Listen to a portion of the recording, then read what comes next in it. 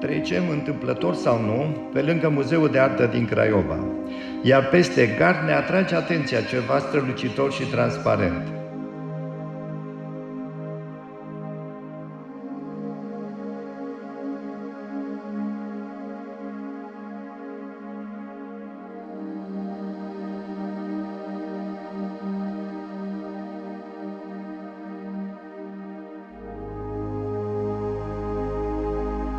Un centru unic în țară, în lume, ce poartă numele și este dedicat cel mai mare sculptor din secolul 20, Brâncuș.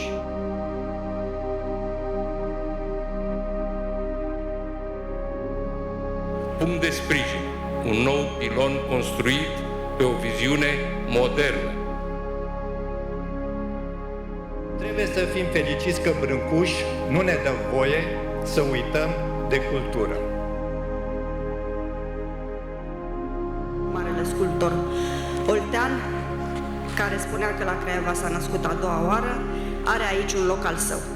Și nu orice loc, ci unul construit în modul în care și-a imaginat perfecțiunea.